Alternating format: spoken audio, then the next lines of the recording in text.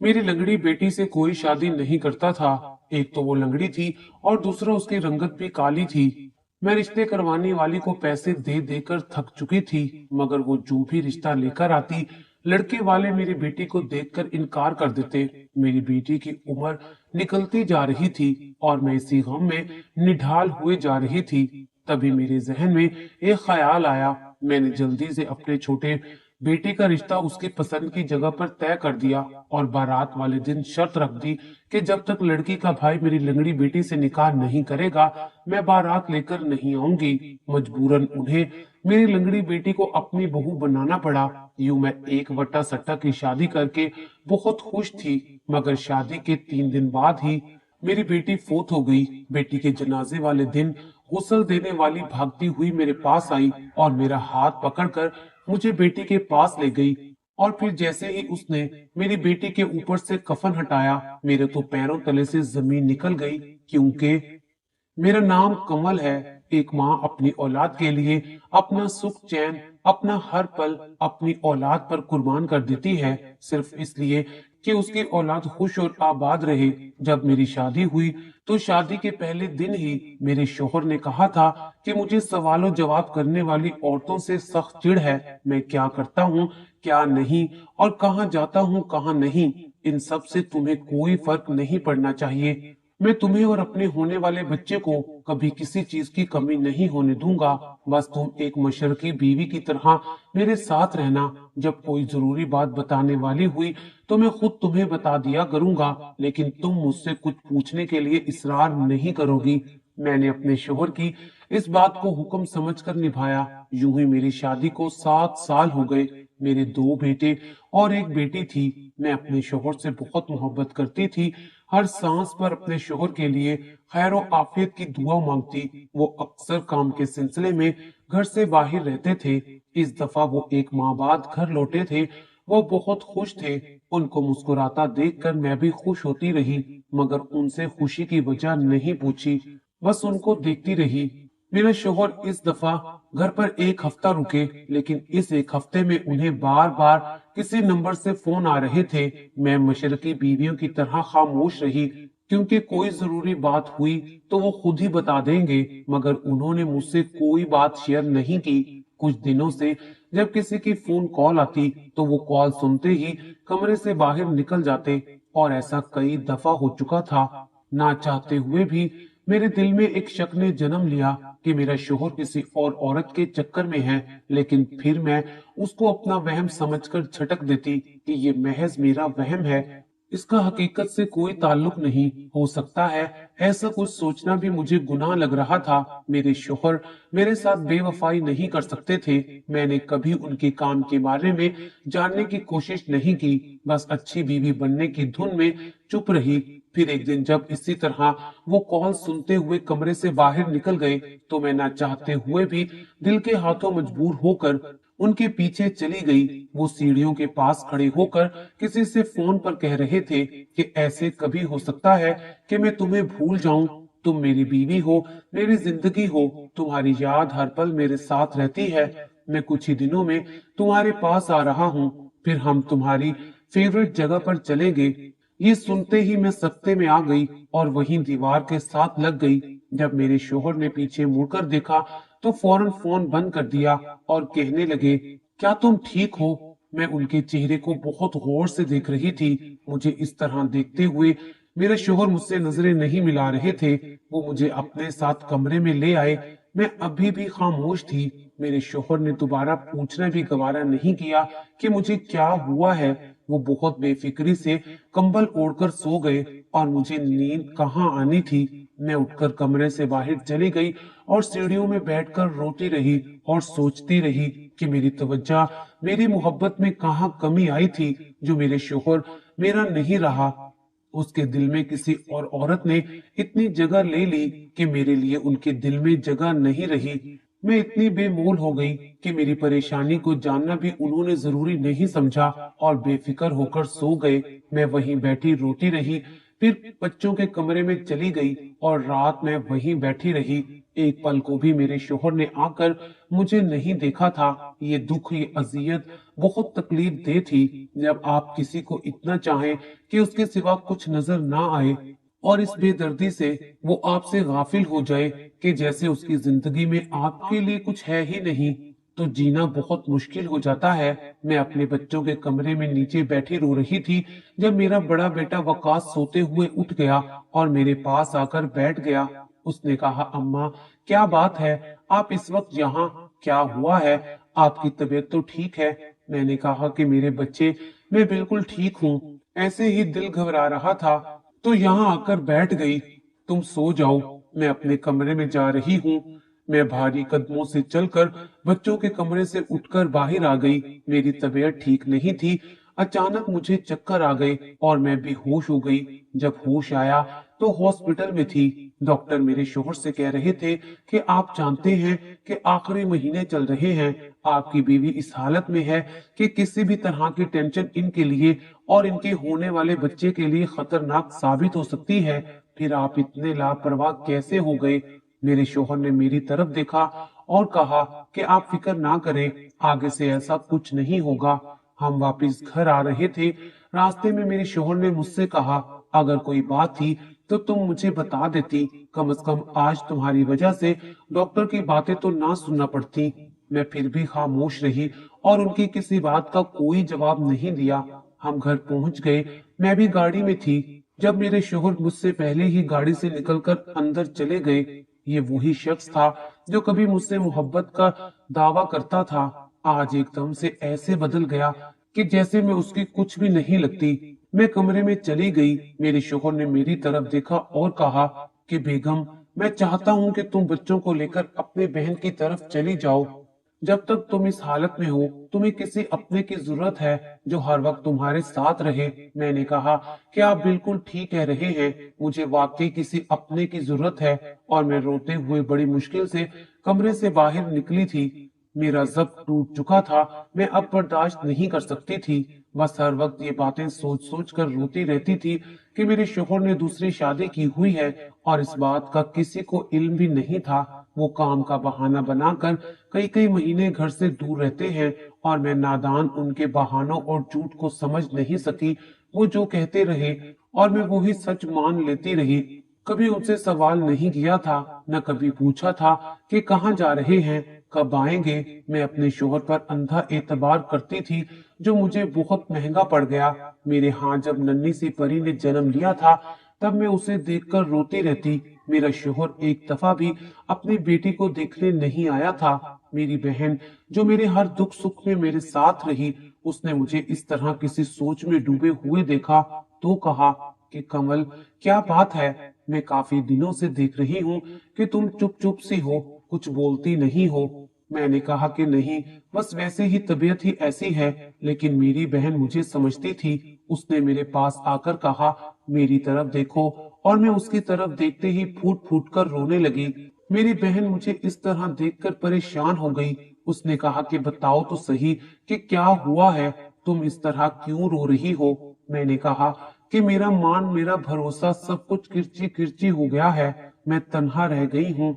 मेरी बहन ने कहा कि मुझे कुछ समझ नहीं आ रही है कि तुम क्या कह रही हो। मैंने कहा कि मेरे शोहर ने दूसरी शादी कर ली है, उसे मेरा और मेरे बच्चों का कोई ख्याल नहीं रहा। आपने देखा कि वो अपनी बेटी को देखने भी नहीं आए। मेरी बहन भी ये सुनकर परेशान हो गई थी। उसने कहा कि तुम्हें ये सब किसने बताया है? मैंने कहा कि अगर ये बात मुझे किसी से पता चलती तो मैं कभी यकीन ना करती, लेकिन ये सब मैंने खुद अपने कानों से सुना है। मेरी बहन मुझे तसल्ली देने लगी।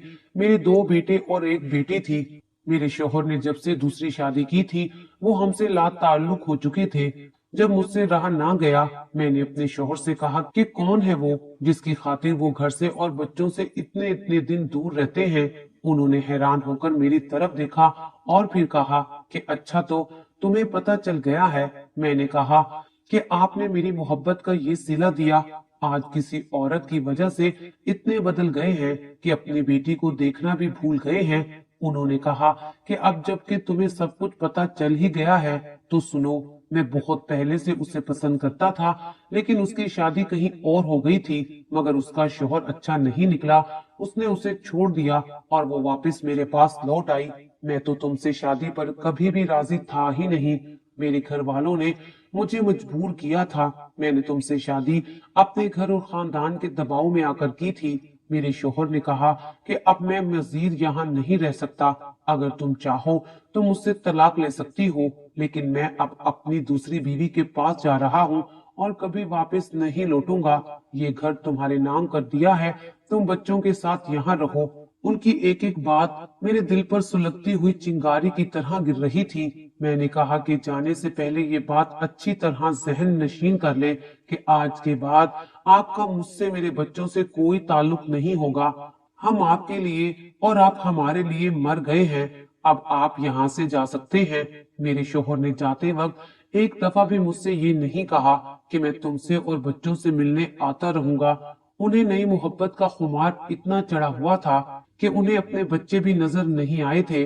उन्होंने मुझे उस वक्त तन्हा छोड़ा जब मुझे और मेरे बच्चों को उनकी सख्त जरूरत थी। जब स्कूल जाते थे तो लोग सवाल करते थे कि तुम्हारा बाप तुम्हारी माँ को क्यों छोड़ गया है। मैंने बड़े बुरे हालात में अपने बच्चों को पाला पढ़ाया लिखाया था, उनकी हर जरूरत पूरी की और वक्त के साथ मेरे बच्चे अब बड़े हो चुके थे, लेकिन उनके बाप ने कभी पलट कर भी नहीं देखा था। मैंने अपनी जिंदगी अपने बच्चों के नाम कर दी थी और सारी सारी रात अपने बच्चों को खुद से लगाए बैठे गुजार देती थी। हल्की सी आहट पर मेरे बच्चे सहम जाते थे। बाप जो अपने बच्चों को एक दरख्त की तरह साया मुहैया करता है, मेरे बच्चे उस साए से महरूम ही रहे थे। मैंने अपनी जिंदगी का हर पल अपने बच्चों पर वार दिया था। मेरा बड़ा बेटा वकास बहुत सुलझा हुआ था और एहसास से जिम्मेदारी वाला भी था। वो मेरा बहुत ख्याल रखता। मैं जरा सी उदास क्या हो जाती, उसे फिक्र लग जाती कि मेरी माँ उदास क्यों है। उसने मुझे हालात का मुकाबला करते हुए देखा है। मेरी सारी उम्र की मेहनत रंग ले आई थी। आज मेरे बच्चे अपने पांव पर खड़े हो चुके थे। आज मेरे बड़े बेटे वकास की शादी थी। मैं बहुत खुश थी। मेरी बड़ी बहन की बड़ी बेटी मेरी बहू बनकर हमारे घर आई थी। बड़े बेटे वकास की शादी को कुछ ही अरसा गुजरा था जब छोटे बेटे ने अपनी शादी अपनी पसंद की लड़की से करने का कह दिया। मैंने कहा कि पहले हम लड़की वालों से मिलेंगे, फिर शादी का फैसला करेंगे। तुम इतनी जल्दी मत करो। मगर वो मान नहीं रहा था। उसने कहा कि अम्मा, मैं उस लड़की के बिना नहीं रह सकता। मैं उससे मोहब्बत करता हूँ। वो कहती है कि अगर मैंने उससे शादी ना की तो उसके घर वाले उसकी शादी कहीं और कर देंगे। मेरे बड़े बेटे ने भी छोटे को बहुत समझाया कि इतनी जल्दबाजी में किए गए फैसले ठीक नहीं होते। अगर उस लड़की को तुमसे इतनी ही मोहब्बत है तो वो अपने घर वालों को तुम्हारे लिए राजी करे। मेरा छोटा बेटा अलियास नाराज होकर अपने कमरे में चला गया। मैं उसके लिए परेशान थी। सारी रात सो नहीं सकी थी, इसलिए अगले ही दिन उसकी बताई हुई जगह पर अपने बड़े बेटे और बहू को लेकर लड़की देखने चली गई। जब मैं वहां पहुंची तो देखने में सब ठीक लग रहा था। लड़की भी खूबसूरत थी, लेकिन दिल कह रहा था कि जो नजर आ रहा है वैसा है नहीं। हम काफी देर वहां बैठे रहे, फिर घर के लिए निकल पड़े। घर पहुंचे तो मेरा बेटा दरवाजे पर ही खड़ा हमारा इंतजार कर रहा था। मैंने मुस्कुराते हुए कहा कि बड़ी जल्दी है, साहबजादे को शादी की। उसने कहा कि अम्मा, सबसे पहले मुझे ये बताएं कैसी लगी आपको मेरी पसंद। मैंने कहा कि अंदर चलो बैठकर बात करते हैं। वो बहुत उतावला हो रहा था। मैंने कहा कि बेटा, मैं तुम्हारी माँ हूँ, कभी कुछ ऐसा नहीं करूंगी जिससे तुम्हें जिंदगी में पछताना पड़े। मैं तुम्हारे लिए वही सोचूंगी और करूंगी जो तुम्हारे हक में बेहतर होगा। उसने कहा कि माँ, साफ साफ बात करें, आप क्या कहना चाह रही हैं। मैंने कहा कि वो लड़की वैसे तो अच्छी है, लेकिन तुम्हारे लिए सही नहीं है।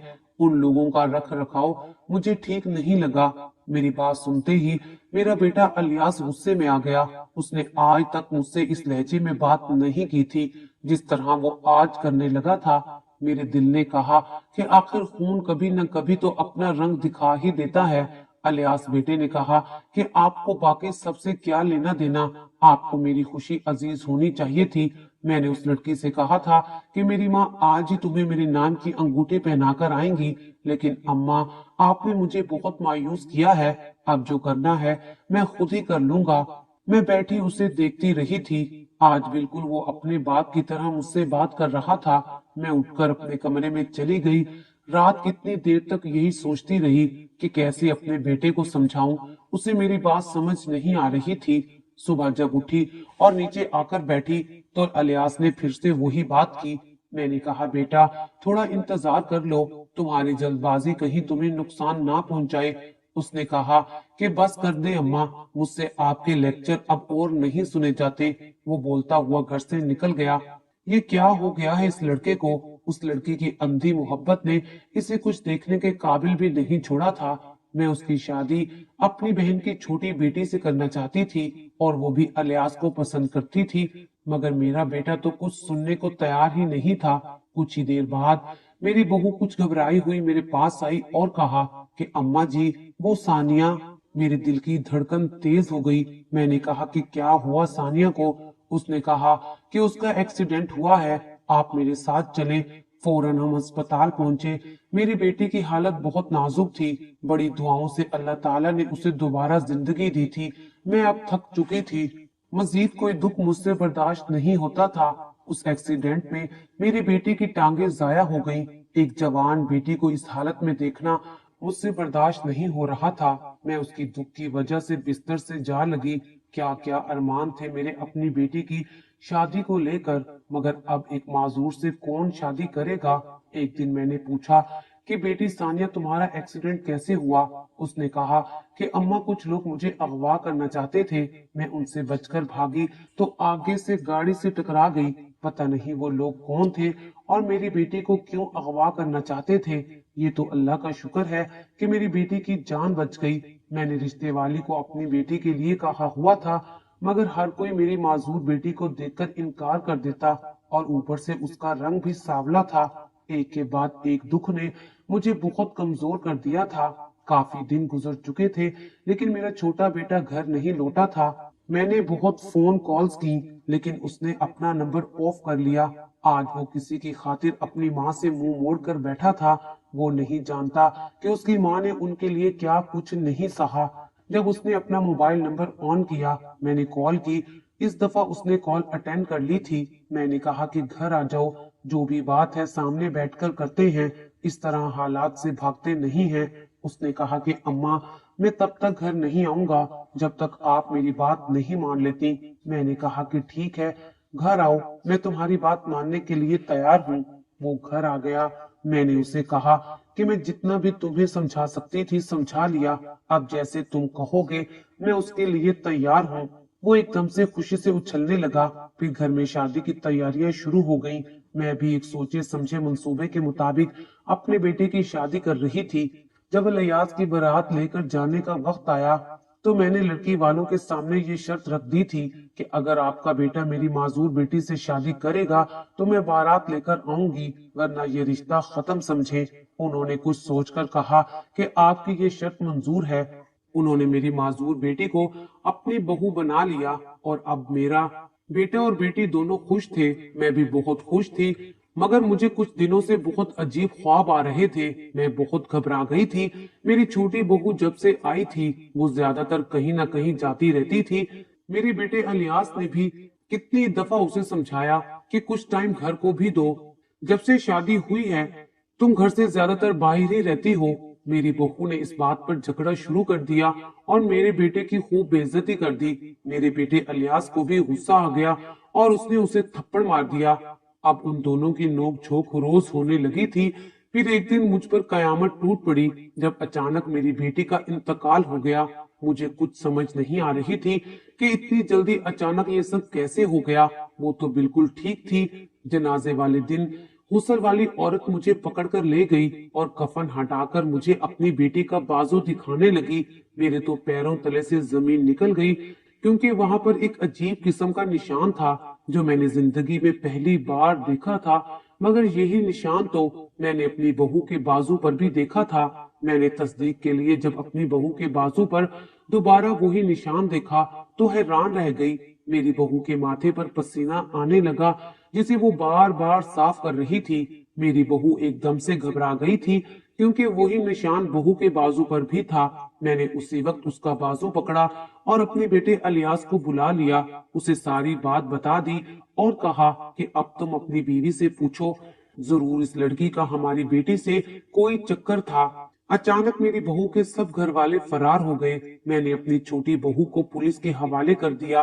तब उसने सब उगल दिया और कहा कि मैंने एक साजिश के तहत अलियास को अपनी मोहब्बत के जाल में फंसाया था, क्योंकि मुझे छुपने के लिए एक महफूज जगह चाहिए थी, जो सबसे बेहतर अलियास का घर था। लेकिन जब उसकी माँ मेरे रिश्ते से इनकार करने लगी तो हमने सानिया को अगवा करने का सोचा ताकि उन्हें ब्लैकमेल कर सके, लेकिन वो हमारे हाथ से बच निकली। मेरी बहू ने मजीद बताया कि हमारा बहुत बड़ा गैंग है जो पूरे शहर में मंशियात का काम करता है। मेरे बेटे ने आगे बढ़कर उसे 2-3 थप्पड़ मारे और कहा कि मेरी बहन ने तुम्हारा क्या बिगाड़ा था, उसकी जान क्यों ली। उसने कहा कि हम लोगों ने उसे भी नशे पर लगा दिया था, इसलिए वो निशान जो मेरे बाजू पर है उसके बाजू पर भी लगा दिया था।